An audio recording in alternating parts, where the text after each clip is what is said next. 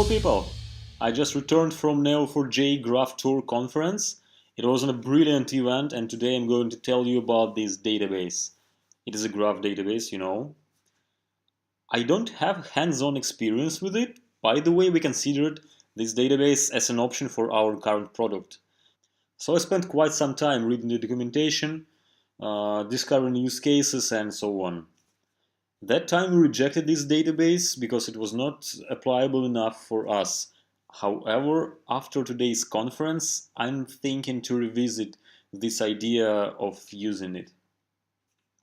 Or probably just use graph database concept and pick, for example, ArangoDB. Do you remember yesterday I told you about that I just came across this database? I mean ArangoDB. Luckily today, I was able to speak with people who have hands-on experience with ArangoDB and working with it right now in production. And it works quite well for them. They are a specialized social network, so they use its graph database model, which sounds like a perfect match. By the way, they are considering to switch to Neo4j, but it sounds like just because they won't be able to describe any real problem with ArangoDB. So it increased my willingness to try out the ArangoDB. I'm saying ArangoDB too much in a couple of sentences, so you may think that I probably try to sell it to you, but I don't. So let's move back to Neo4j. What interesting findings did I get from this conference? First one, Neo4j has predefined datasets which you can play with.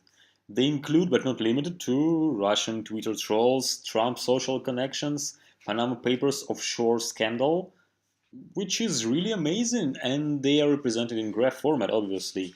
I definitely plan to download and check them out. Second thing, speaking about the download, they have a downloadable desktop version, which includes all the enterprise features, so you can just download it, install, and play around. Third thing, when you have to perform a search with multiple hops in SQL or NoSQL databases, your performance goes down exponentially. But it's the main purpose of GraphDB existence. So it matches perfectly with the data representation and querying model. So performance goes down linearly and not really steep linearly. And it goes down only after about 100 hops. Next thing to mention is consistency and transactions. They commit transactions not on the node, but on the graph level. If you touch some graph, transactions considered committed only after all changes related to this graph are committed. Because it just doesn't make any sense if you change one node but you didn't change its relation, all the data will be screwed up. And I'm not sure about their consistency model, but I suppose they mostly use strong consistency there. I will check it, and if I'm wrong, I will write it right here.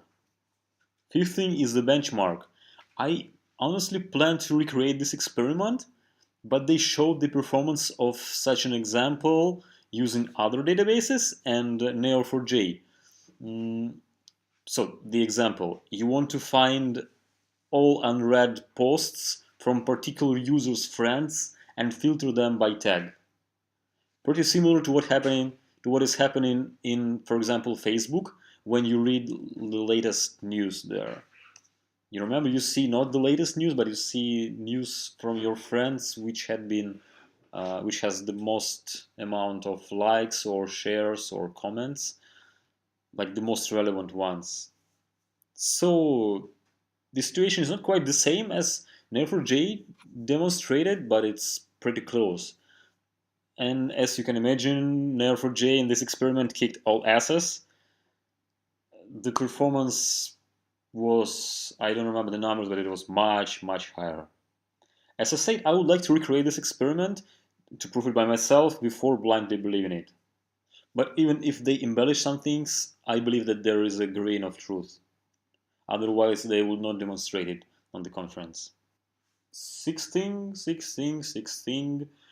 is that they plan to release the cloud version of their database, and I think it's a huge step towards the world dominance.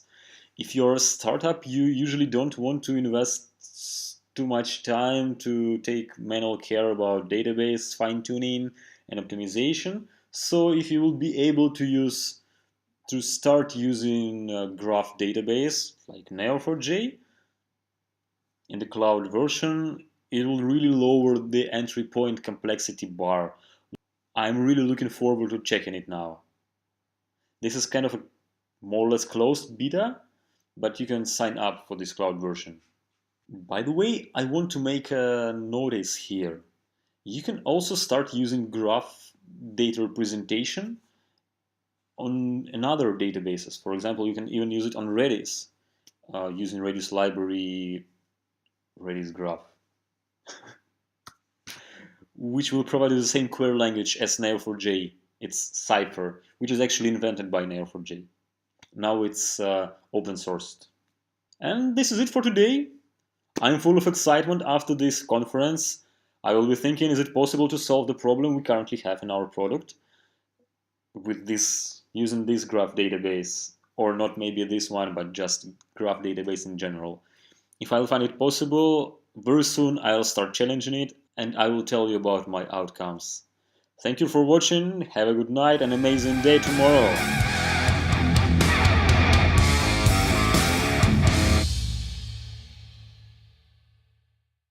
Cypher is built for graph navigation, and so it makes this kind of query, this kind of graph navigational query, trivial.